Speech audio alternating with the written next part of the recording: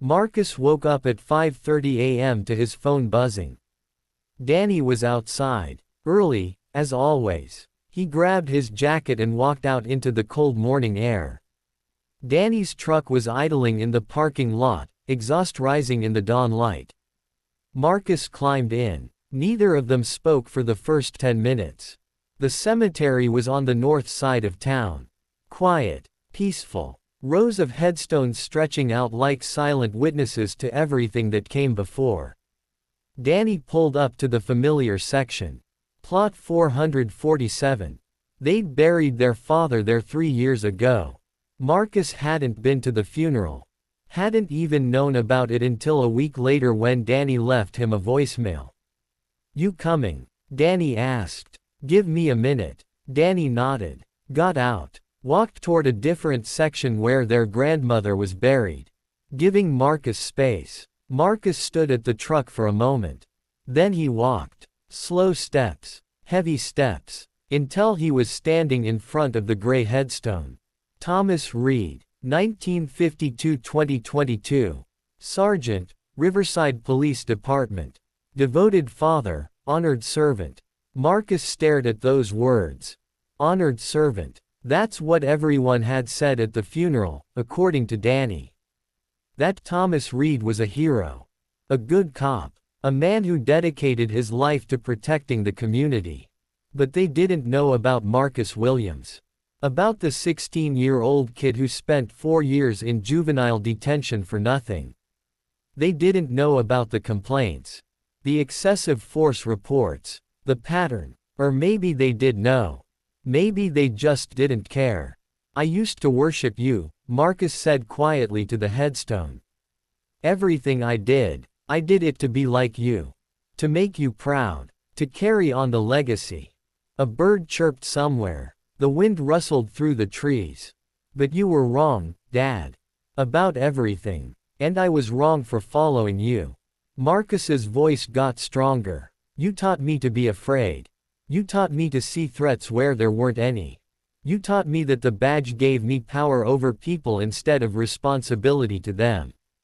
He knelt down, put his hand on the cold stone. "I'm not going to be you anymore. I'm not going to carry your legacy. I'm going to." He paused. "I'm going to do the one thing you never did. I'm going to tell the truth. About you. About me. About all of it." Tears came. Marcus didn't fight them. "Marcus Williams came up to me yesterday. The kid you arrested. He's a lawyer now. A civil rights lawyer. Fighting against people like us. And you know what? He should be. We gave him every reason to hate cops. To hate the system. To hate everything we claim to represent." Marcus stood up. Wiped his eyes. "I loved you, Dad. I still love you. But I can't defend you anymore. And I can't become you." He took a breath. "So I'm saying goodbye. To Officer Marcus Reed. To your legacy. To everything I thought I was supposed to be." He turned and walked back toward the truck. Danny was waiting, leaning against the driver's side. "You good?" Danny asked. "No. But I will be." Marcus climbed in. Eventually. They drove back in silence. Danny dropped him at the motel at 7:15 a.m. Marcus showered. Put on clean clothes. Looked in the mirror one more time. Different person staring back now. Raw. Exposed. Honest. At 7:45, Agent Foster pulled up. Marcus got in her car without a word. The FBI field office was downtown. Modern building. Glass and steel. Security checkpoints. People in suits moving with purpose. Agent Foster led him through the lobby, through security, up to the 3rd floor. Conference Room C. Inside, Agents Chen and Brooks were waiting. Along with 3 other people Marcus didn't recognize. "Sit," Agent Foster said. Marcus sat. The 3 strangers studied him like he was evidence at a crime scene. "Marcus Reed, this is Assistant Director Patricia Owens. Civil Rights Division. Attorney General Liaison Marcus Chen, different Chen, no relation, and Dr. Sarah Baptiste, forensic psychologist specializing in law enforcement bias. They all nodded. None of them smiled. We've reviewed your initial statement, Assistant Director Owens said. Her voice was measured, clinical. 6 hours of testimony. Names, dates, patterns. It's comprehensive. Thank you. Don't thank me yet. We're here to tear it apart. Find the holes. Test your credibility. Because when this goes to trial, and it will go to trial, defense attorneys are going to attack everything you say. We need to make sure your story holds up. For the next 4 hours, they grilled him. Every stop he'd mentioned, every name he'd given, every detail of every encounter. Walk me through the Darren Mitchell stop again. Why did you search his vehicle? I told you. I thought. No. Tell me exactly what you were thinking. Word for word. Don't sanitize it. Don't make yourself look better. Tell me the truth. Marcus swallowed. I thought a young black kid in a BMW probably stole it. Or was dealing drugs. Or something. Because in my mind, he didn't belong in that car. Why? Because. Marcus felt sick saying it. Because black people don't drive BMWs in nice neighborhoods. That's what I thought. That's what I believed. Dr. Baptiste leaned forward. Where did that belief come from? My father. The training. Cop culture. I don't know. Everywhere. Everywhere isn't an answer. Be specific. Marcus thought. Really thought. My father used to drive through black neighborhoods when I was a kid. He'd point at people and say, that's a criminal. That one too. See how they move. How they look at us. They're all guilty of something. And I believed him. I was 8 years old, and I believed him. Dr. Baptiste wrote something down. How many times did your father do this? I don't know. Dozens. Maybe hundreds. It was like a game to him. Spot the criminal. And you internalized that. Yeah. I internalized that. By the time I became a cop, it was automatic. See a black person in the wrong place at the wrong time, assume criminality. I didn't even realize I was doing it. The questioning continued, hour after hour, breaking down every assumption, every bias, every moment of escalation. At noon, they took a break. Marcus went to the bathroom, splashed water on his face. Looked at himself in the mirror. This was harder than he'd thought. Not just admitting what he did, but understanding why he did it. Pulling apart the beliefs that had been built into him since childhood. When he came back, there was a sandwich waiting. Turkey and cheese. Marcus wasn't hungry but forced himself to eat. Let's talk about body cameras, Agent Brooks said when they resumed. You said yours was off during multiple encounters. Was it really off? Or did you turn it off? Marcus hesitated. The truth, Reed. We're going to get the technical data anyway. Every time you activated it. Every time you turned it off. So just tell us. Sometimes I turned it off. Why? Because I knew what I was doing was wrong. And I didn't want proof. The room went silent. How many times? Brooks pressed. I don't know. 10, 20. Give us specific instances. Marcus walked them through it. The stops where he knew he had no probable cause. The searches that were illegal. The threats that crossed the line. Every time, he'd made sure the camera was off.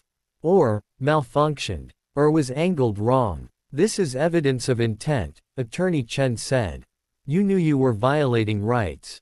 You knew it was wrong. And you actively covered it up. Yes. Do you understand what that means legally? It means I'm screwed. It means you've moved from negligence to willful misconduct. From mistakes to crimes. It means I'm guilty, Marcus interrupted. I know. I'm not trying to avoid that. I'm just trying to be honest. Finally. Assistant Director Owens studied him. Why should we believe you? You've been lying for 12 years. Lying to suspects. Lying to your supervisors. Lying to yourself. Why should we believe this sudden conversion to honesty? Because I have nothing left to lie about. My career's gone. My marriage is gone. My reputation is destroyed. The only thing I have left is the truth. And if I don't tell it now, if I keep hiding from it, then everything I've lost was for nothing." The room was quiet for a long moment. Then Agent Foster spoke. "Show them the video." Marcus looked at her. "What video?" "The one from this morning. At your father's grave." Marcus's blood went cold. "You were following me. We've been following you since you left the station 2 days ago." Surveillance. Standard procedure for cooperating witnesses. We need to make sure you're not getting coached. Or threatened. Or compromised. She pulled out a tablet. Pressed play. There was Marcus, kneeling at his father's grave. Audio was clear. Every word he'd said. Every confession. Every goodbye to the man he used to be. That, Assistant Director Owens said slowly, is a man facing his demons. Not performing for cameras. Not trying to save himself. Just facing his truth. She looked at Marcus. That changes things. How? It makes you credible. Witnesses lie all the time. But grief, real reckoning, that's harder to fake. She closed the tablet. "We're going to move forward with your cooperation. Full immunity on federal charges in exchange for complete testimony." Marcus felt something loosen in his chest. Not relief exactly, but something close. However, Owens continued, "Immunity doesn't protect you from civil suits. Doesn't protect you from state charges if the prosecutor wants to pursue them.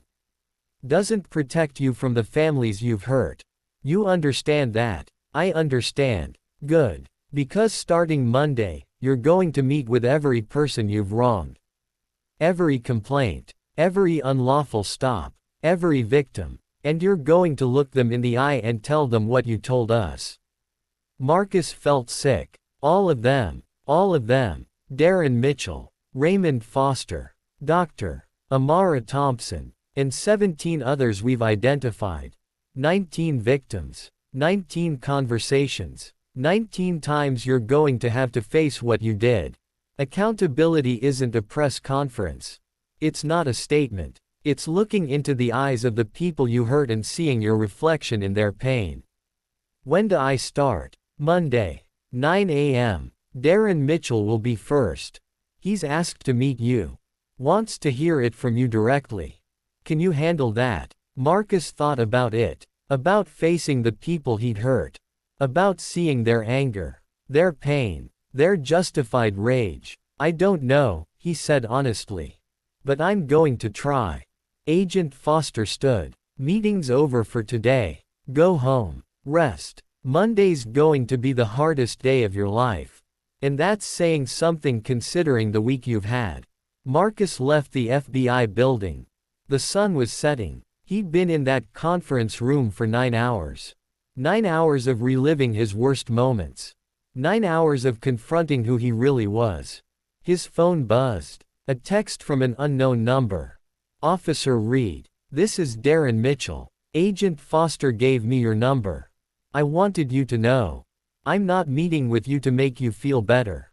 I'm meeting with you so you can understand what you took from me. Be ready for that." Marcus stared at the message. Typed back. "I'll be ready. Thank you for giving me the chance." 3 dots appeared. Disappeared. Appeared.